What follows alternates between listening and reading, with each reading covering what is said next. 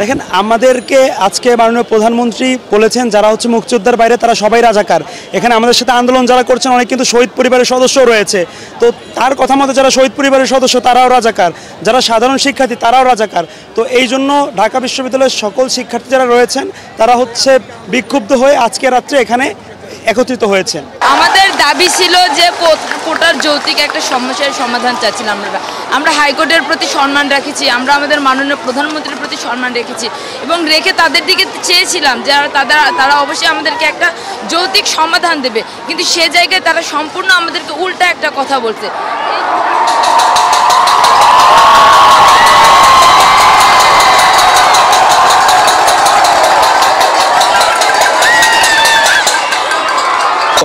তখন আমরা বাঙালিরা সংখ্যাগরিষ্ঠ থাকার পরেও আমরা বৈষম্যের শিকার হয়েছিলাম, কিন্তু আজকে যেটা হচ্ছে স্বাধীন একটা দেশে মুক্তিযুদ্ধের 53 বছর পরও এসে আমাদেরকে সেই একই দোহাই দিয়ে আমাদেরকে আবারও বৈষম্যের কাতারে নিয়ে যাওয়া হচ্ছে।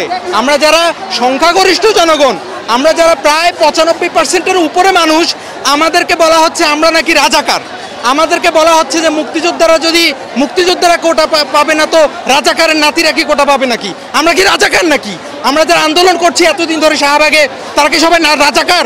সবাই কি মানে কোটা কিসের জন্য আমরা আন্দোলন করতেছি? মেধার জন্য।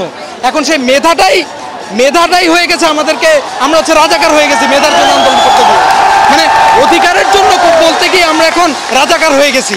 এটার বিপক্ষে আজকে প্রধানমন্ত্রী যে বক্তব্য দিয়েছেন সেই বক্তব্যের বিরুদ্ধেই আজকে এখানে আন্দোলন, ছাত্র আন্দোলন। যাদের গায়ে চামড়া আছে, যাদের গায়ে ন্যূনতম তাদের বিবেকবোধ আছে, যে কি বলেছেন আজকে এই বক্তব্যটা, আমরা আসলে শুনে হতভম্ব হয়ে গেছি যে উনি প্রধানমন্ত্রী, উনি আজকে চাইলে একটা সমাধান দিতে পারতেন। উনি চাইলে বলতে পারতেন যে আচ্ছা ঠিক আছে, আদালত যেহেতু তার কাজ করছে, আদালতের বক্তব্য আসুক, আমরা পরবর্তীতে এটা নিয়ে একটা সংস্কার করব, তোমরা তোমাদের আন্দোলন থামিয়ে আপাতত তোমাদের ক্লাসে ফিরে যাও, কিংবা তোমরা আন্দোলনটা ছেড়ে তোমরা তোমাদের পড়ায় ফিরে যাও, সেই কথাটা বলতে পারতেন।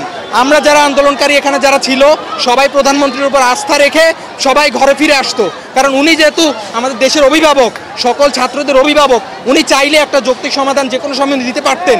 সেই বক্তব্যটা না দিয়ে আজকে উনি এমন বক্তব্য দিয়েছেন এই কোটা আন্দোলনের মধ্যেই, মানে পোলাপান সব এখন হচ্ছে এখানে, মানে উনি বলা চায় এখন আগুনের মধ্যে এখন ঘি ঢেলে দিয়েছেন, এরকম একটা বক্তব্য। জন্য বিব্রতকর পরিস্থিতি না, এটা দেশের জন্য বিব্রতকর পরিস্থিতি। বলা হয়েছে যে, আমি একটা সাংবাদিকের একটা ছোট্ট ক্লিপ বলি, যে আমি দেখলাম যে সাংবাদিক সাহেব বলতেছে যে প্রিলি রিটেন ভাইবা, তার আগে কোনো কোটা অ্যাপ্লাই করা হয় না। ঠিক আছে, এই পর্যন্ত ঠিক আছে। এরপরে গিয়ে 4000 সিরিয়াল থেকে সে অ্যাডমিন ক্যাডার হচ্ছে, 4000 সিরিয়াল থেকে সে ফরেন ক্যাডার হচ্ছে, এদিকে 1500তম হয়ে পাচ্ছে না তাদের এক্সপেক্টেড ক্যাডার। এই পর্যন্ত তার প্রশ্নকে আমি কিছু বলবো না। এরপরে সে বলেছে ধরুন ভাইবার পরে গিয়ে 2 জন প্রার্থীকে আমরা পেলাম, তার মধ্যে একজন হচ্ছে মুক্তিযোদ্ধার সন্তান এবং অপরজন কি রাজাকারের সন্তান। ওই সাংবাদিক বুঝলো কেমনে ওইটা রাজাকারের সন্তান? আমার বাবার জন্ম 1973 সালে, আমার বাবা যুদ্ধ কেমনে করবে? এটা আপনারা বলেন। আমরা কিভাবে সাধারণ মানুষ যারা মুক্তিযুদ্ধে পার্টিসিপেশন করতে পারে নাই, যাদের বাবারা যাদের দাদারা, তারা যে রাজাকার হয়ে গেল, এটার প্রমাণ কে দিবে?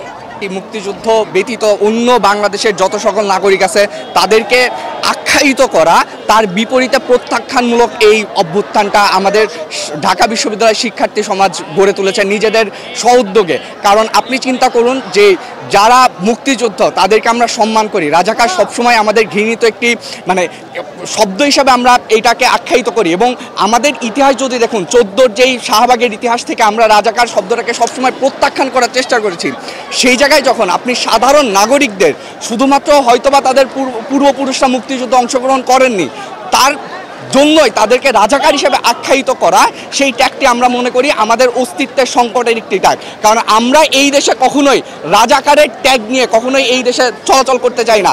এই স্বাধীন বাংলাদেশে প্রত্যেকটা নাগরিকের সম অধিকার রয়েছে এবং সম অধিকারটা বাস্তবায়ন করা অনেক বেশি গুরুত্বপূর্ণ বলে আমরা মনে করি।